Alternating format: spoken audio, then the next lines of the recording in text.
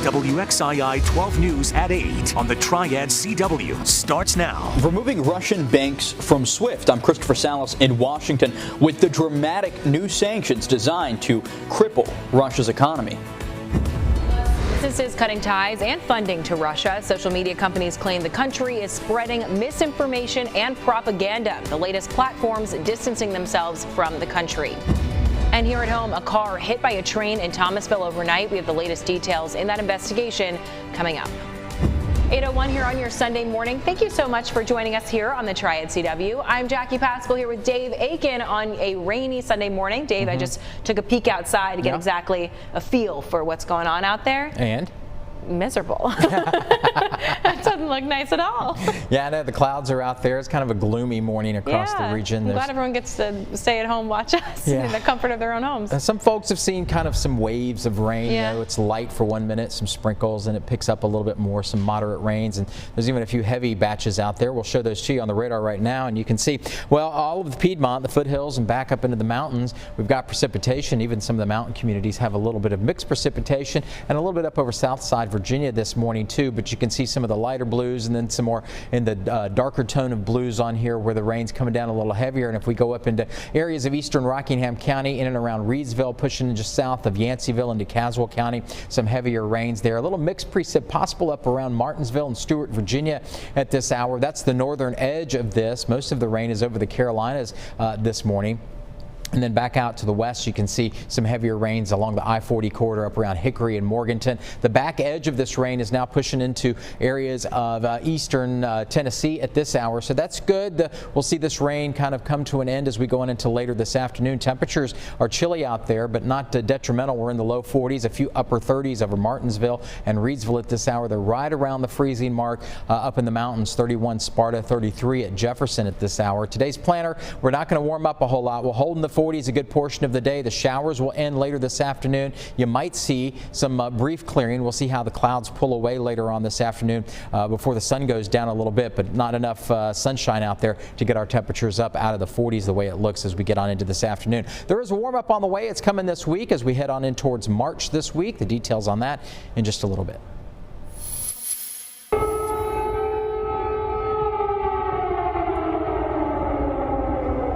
People of Kyiv again waking up to air raid signals, smoke on the horizon after another night of explosions and fighting. According to Ukrainian officials, that smoke comes from two explosions that happened about 20 miles south of the capital city near a military airfield and fuel tanks. The United States and European nations have agreed to impose the most potentially crippling financial penalties yet on Russia. That includes removing some Russian banks from SWIFT, the network connecting thousands of financial institutions around the world. Christopher Salas is in Washington with the latest. U.S. officials say the sanctions are designed to send Russia's currency into a free fall and bring soaring inflation to the country. Removing Russian banks from SWIFT is a dramatic escalation that not all European allies were on board with just days earlier. SWIFT is a messaging network which connects thousands of financial institutions, helping move countless billions of dollars around the world. The new restrictions also target Russia's reserve assets, which sit around $600 billion. In a joint statement with European allies, the White House said the moves will prevent the Russian central bank from deploying its international reserves in ways that undermine the impact of our sanctions. The decision comes as Russia's assault continues on Ukraine's capital. New video of an explosion outside of Kyiv Saturday night. And within the last few hours, Russian troops are making their way to Ukraine's second largest city. We're also getting new video of refugees fleeing the country. Ukraine's president says his forces have withstood and repelled attacks. Fighting goes on in many cities and districts of our country, but we know we're defending our land and the future of our children. The disconnection from SWIFT by the West is partial. It allows room for escalation.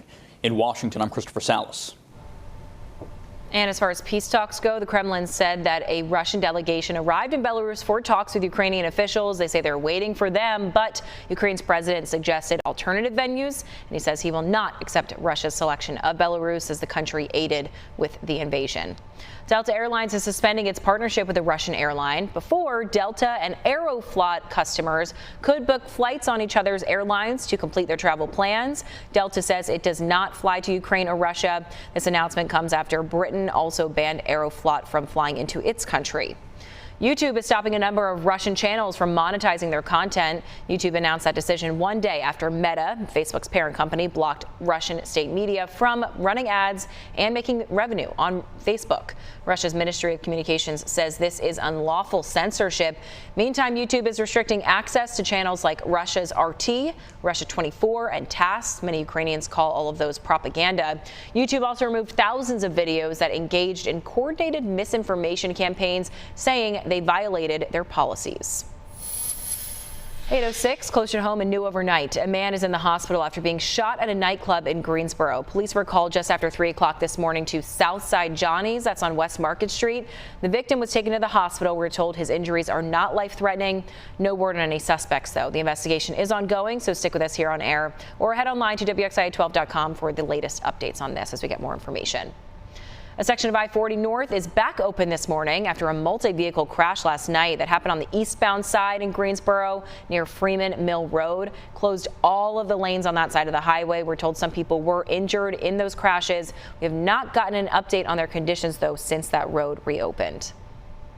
Authorities are still looking for answers this morning in a deadly crash between a car and a train in Thomasville. One person in the car died. We don't know if they had any passengers, though.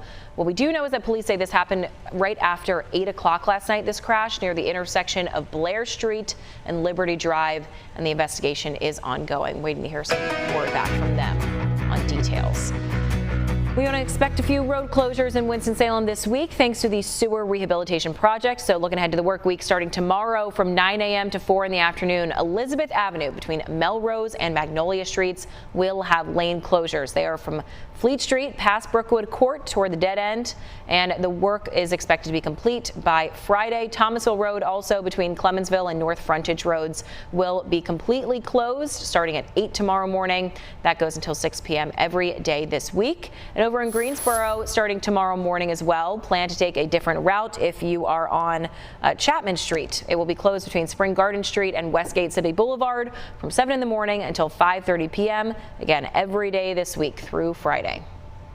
8:08 on your Sunday. It's now been 1 year since Kernersville police officer Sean Hull was shot and severely wounded in the line of duty. His recovery has been difficult, but he says the support from the community has been extraordinary, and now he's hoping to pay it forward. Leanne Denier brings us that story. Now medically retired, former Kernersville police officer Sean Hull is still grateful. When I think back to that night, I'm thinking about the place, where my mind was at that night. And that night, my mind was like, I'm not going to live to see another day. To mark 1 year since being shot in the line of duty and to celebrate his recovery so far, Hull is hosting a blood drive at First Christian Church in Kernersville. It will take place Thursday, March 3rd from 2:30 to 7:30 p.m. I want this to be a celebration, you know. It's not, obviously it's not on the day of a year from when this occurred, but close enough. And that's what we're celebrating is the year since it occurred. And there's going to be food, there's going to be some entertainment. He hopes to fill all 124 spots available, knowing now firsthand how important having blood to help patients in crisis is. There were so many things that came together that night to save my life, but without having blood to give me, you know, everything else is kind of is a moot point. You know, I had to have the blood, and that night, me alone required 70 units. And to put that in perspective, you and I sitting here right now got about 10 units in us, 10 pints in us. So they had to give me 7 times what's in our body right now. The event is timely. The Red Cross says there is a critical need for blood right now. We are at the lowest point we have been in over a decade. The blood shortage is very real, and it's now. Part of it is due to winter weather issues that we've had. Part of it is due to people being concerned about getting out during the pandemic. losing sponsors because their buildings may be closed or their organization not meeting. Any number of factors have hurt blood collection. Throughout his recovery, Houle has pushed to stay positive and hopes the event is just one more way to give back, to show his gratitude for life. I just want to really uplift people and get people out of their own heads, and just kind of quiet some of the negativity that, is floating around so much these days. An important reminder for all of us. That was Leanne Denyer reporting. You can sign up to participate in that blood drive. That's this Thursday by visiting redcrossblood.org and use sponsor code Sean Houle. Well, this week, some mask mandates in the Triad are being lifted. Starting tomorrow, in fact, Winston-Salem Forsyth County Schools will go mask optional. The school board approved that measure in their meeting last week.